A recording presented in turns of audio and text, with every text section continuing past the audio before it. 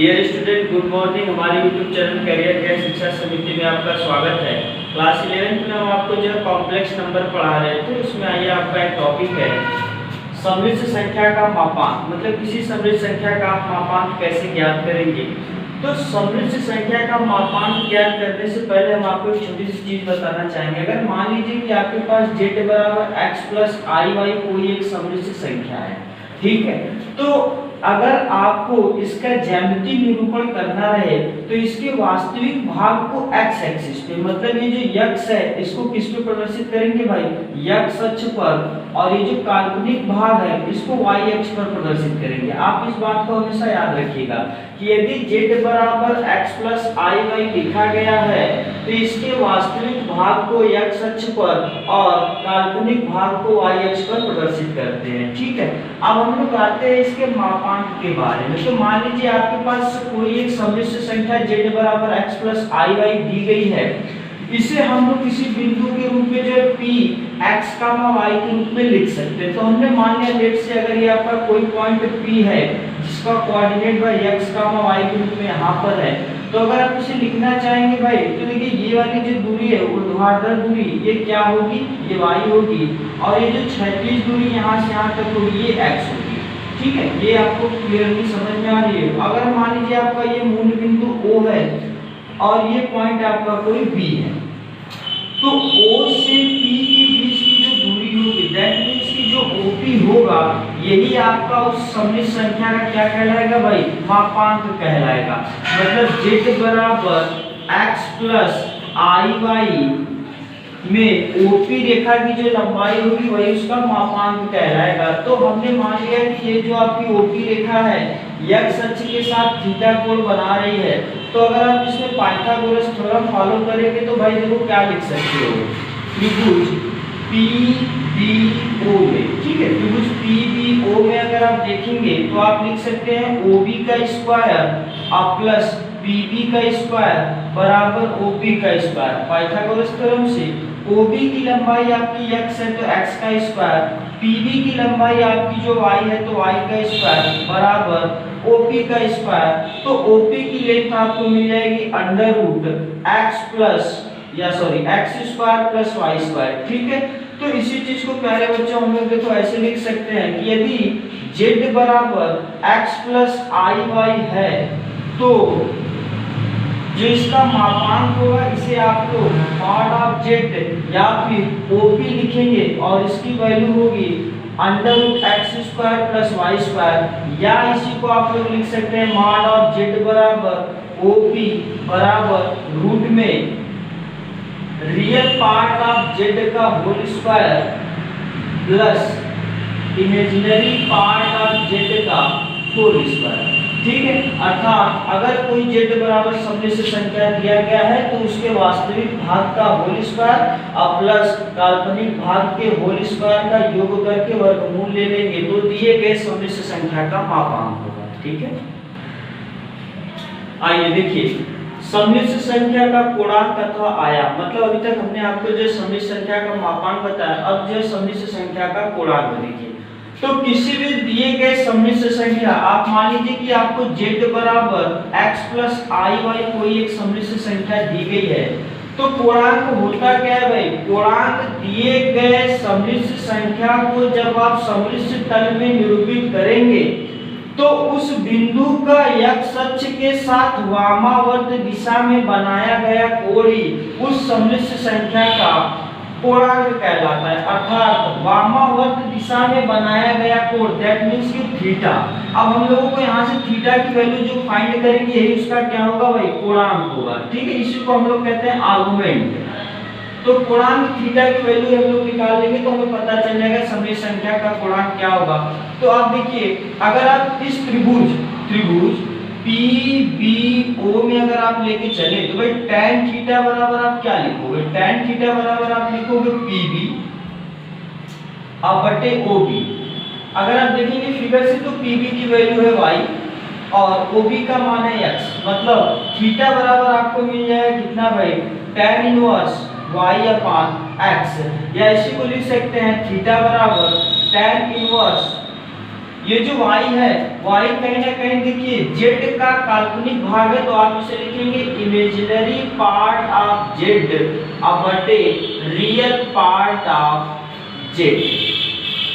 ठीक है, तो यही सम्मिश्र संख्या का क्या होगा भाई, पूर्णांक होगा। मतलब दिए गए सम्मिश्र संख्या का पूर्णांक बराबर tan inverse y by x या tan इनवर्स काल्पनिक भाग बटे वास्तविक भाग। आइए देखिए प्यारे बच्चों, हमने अभी आपको बताया किसी सम्मिश्र संख्या का पूर्णांक थीटा बराबर tan inverse y by x।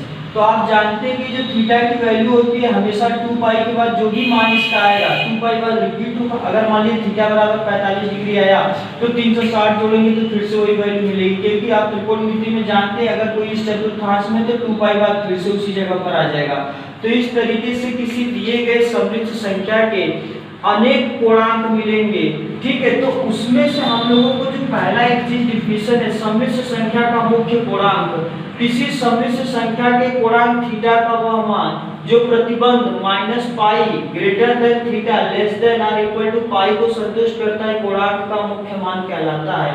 ठीक है, मतलब इस तरीके से हम लोगों को अनेक पूर्णांक मिलेंगे किसी दिए गए सम्मिश्र संख्या के लिए, लेकिन पूर्णांक की वह वैल्यू जो माइनस पाई से बड़ी हो लेकिन पाई से छोटी हो, इनके बीच में रहे, वह उस सम्मिश्र संख्या का मुख्य पूर्णांक कहलाता है। एक बार फिर से सुन लीजिए, थीटा का वह मान जो माइनस पाई से पाई के बीच में रहेगा वही दिए गए सम्मिश्र संख्या का मुख्य पूर्णांक कहलाएगा। ठीक है, ठीक है प्यारे बच्चों, देखिए हमने आपको सम्मिश्र संख्या का पूर्णांक निकालना बताया। अब देखिए पूर्णांक निकालने में अक्सर आप लोग कंफ्यूज होते हैं, तो उस चीज से बचने के लिए कुछ नोट पॉइंट हम यहाँ पर डायरेक्ट लिख दिए हुए, हम आपको उसको समझा दे रहे, उसे ध्यान से समझ लीजिए। इसके बाद आपको पूर्णांक निकालने में कोई भी कंफ्यूजन नहीं होगा। जैसे पहला है, किसी सम्मिश्र संख्या का पूर्णांक उस चतुर्थांश पर निर्भर करता है जिसमें संख्या को समृद्ध तल में निरूपित करने वाला बिंदु स्थित है। मतलब किसी भी सम्मिश्र संख्या को आप x, y के रूप में, मतलब वास्तविक भाग, काल्पनिक भाग के रूप में लिखेंगे और उसे चतुर्थांश में स्थित करेंगे और जिस चतुर्थांश में होगा उसके अनुसार उसका पूर्णांक होगा। दूसरा है, यदि x प्लस आई वाई ये आपका सम्मिश्र संख्या है और p x, y से उसे सम्मिश्र तल में निरूपित किया जाता है। ठीक है, मतलब x प्लस आई वाई एक सम्मिश्र संख्या है जिसको सम्मिश्र तल में p x, y से निरूपित किया। ये चीज हमने आपको पहले ही बता दी है।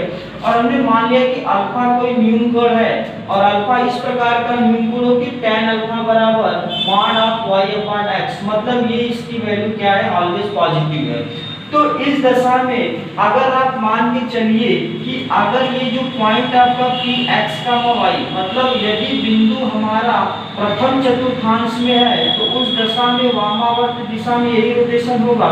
तो थीटा मतलब पूर्णांक, तो argument of x plus i y मतलब दिए गए सम्मिश्र संख्या का जो पूर्णांक होगा वो अल्फा होगा।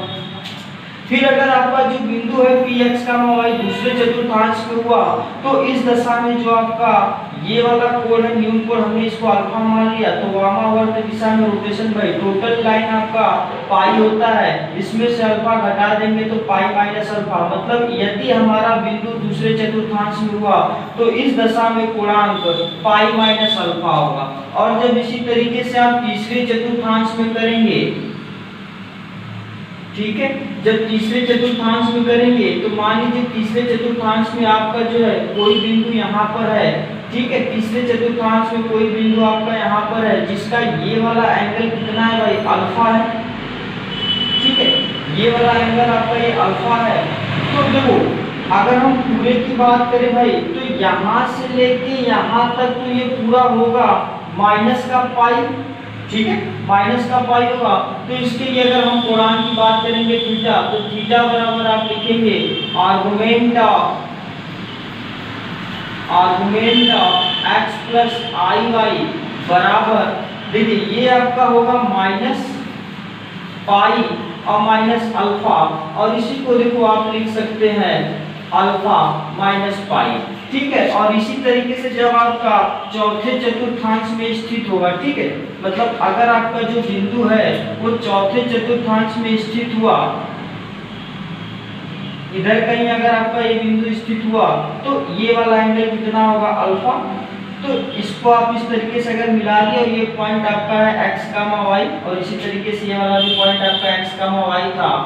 तो यहाँ पर देखिए वामावर्त दिशा में जो भी कोण मापते हैं आप धनात्मक लेते हैं और दक्षिणावर्त दिशा में जो भी कोण मापेंगे आप उसे क्या लेंगे ऋणात्मक लेंगे। तो थीटा बराबर आप लिखेंगे आर्गुमेंट, आर्गुमेंट मतलब उसका कोणांक x प्लस आई वाई कितना होगा माइनस का अल्फा होगा। तो प्यारे बच्चों ध्यान से इस बात को समझ लेंगे कि पहले चतुर्थांश में थीटा बराबर अल्फा, दूसरे चतुर्थांश में पाई माइनस अल्फा, तीसरे चतुर्थांश में अल्फा माइनस पाई और चौथे चतुर्थांश में माइनस अल्फा होता है। ठीक है, आइए प्यारे बच्चों मापांक और पूर्णांक पर हम सवाल देखते हैं। सवाल आपका दिए गए सम्मिश्र संख्या का मापांक और पूर्णांक ज्ञात करना है।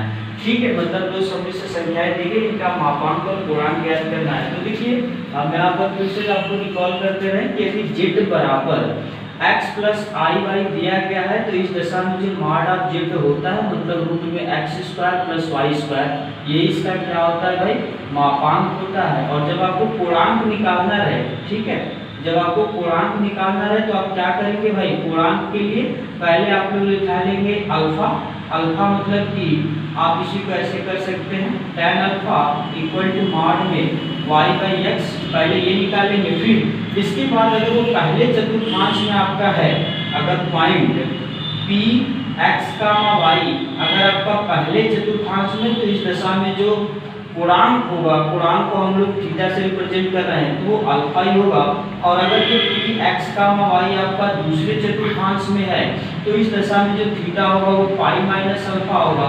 और यदि ये तीसरे चतुर्थांश में है तो तीसरे में आपका होगा अल्फा माइनस पाई। और यदि चौथे में है तो चौथे में आपका पूर्णांक कितना होगा भाई माइनस अल्फा। ठीक है, तो फिर से याद कर लीजिएगा पहले चतुर्थांश में रहेगा तो थीटा बराबर अल्फा, दूसरे चतुर्थांश में रहेगा तो पाई माइनस अल्फा, तीसरे में रहेगा तो अल्फा माइनस पाई और चौथे में रहेगा तो माइनस अल्फा। तो इस चीज को यूज करके यहाँ पर देखिए अगर इसका हम मापांक निकालेंगे तो मॉड ऑफ z बराबर रूट में -1 का होल स्क्वायर और प्लस -√3 का होल स्क्वायर। यहाँ से आपको देखो ये कितना मिलेगा -1√3 का स्क्वायर 3 और रूट में 4 आएगा और इसकी वैल्यू कितनी आ जाएगी 2, क्योंकि मापांक को हम लोग सदैव पॉजिटिव लेंगे। ठीक है, तो इस तरीके से अगर इसका मापांक निकालेंगे, सॉरी मापांक हो गया, पूर्णांक की बात करेंगे तो पूर्णांक के लिए आप पहले देखो आप जानते हो कि यदि z बराबर x प्लस आई वाई लिखा गया है तो इसके बिंदु को आप p ब्रैकेट में x y के रूप में लिख सकते हो। तो इस तरीके से यदि z बराबर आपका -1 माइनस आई रूट में 3 दिया गया है तो इसको अगर आप बिंदु के रूप में लिखेंगे तो भाई p ब्रैकेट में कितना लिखेंगे -1 माइनस √3।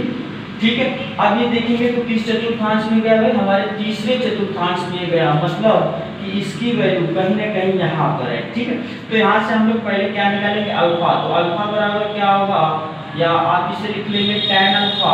tan अल्फा बराबर मॉड में y बाई x, y मतलब काल्पनिक भाग, तो मॉड में आपको मिलेगा -√3 अपान -1 और ये आएगा √3 और ये आपका tan कितने की वैल्यू होती है भाई तो ये आपका tan π/3 की वैल्यू। तो tan 60 अंश का मान होता है √3, तो अल्फा बराबर आपको मिल जाएगा π/3। तो जब अल्फा बराबर π/3 होगा तो तीसरे चतुर्थांश में रहता है तो तीसरे चतुर्थांश में पूर्णांक की वैल्यू होती है अल्फा माइनस पाई।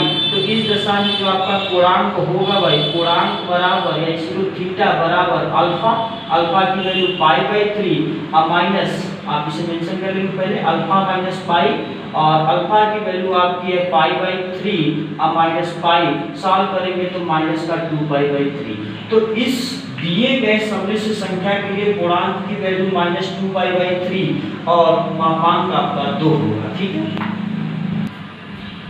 इसी तरीके से प्यारे बच्चों अगर आप दूसरा सवाल देखेंगे तो z बराबर आपको लिखा गया है कितना है भाई z बराबर है -√3 प्लस आई। तो अगर आप यहाँ से जो इसका मापांक निकालेंगे, मापांक मतलब कि मॉड ऑफ z, ठीक है, मापांक मतलब मॉड ऑफ z तो कितना होगा -√3 का होल स्क्वायर और ये प्लस आई का पूर्णांक 1 है तो 1 का होल स्क्वायर √3 की वैल्यू 3 हो जाएगी 1 और ये आएगा रूट में 4 और इसका मान कितना आएगा 2। मतलब दिए गए सम्मिश्र संख्या का मापांक कितना होगा 2 होगा। पूर्णांक की बात करेंगे तो फिर से वही सेम प्रोसीजर आप अपनाइएगा। p बराबर या z बराबर जब आपको दिया गया माइनस में √3 प्लस i, तो इसके बिंदु को p आप किस रूप में लिखेंगे, -√3 कामा 1, और -√3 कामा 1 किस चतुर्थांश में जाएगा भाई, तो आप इसे कहेंगे दूसरे चतुर्थांश में जाएगा।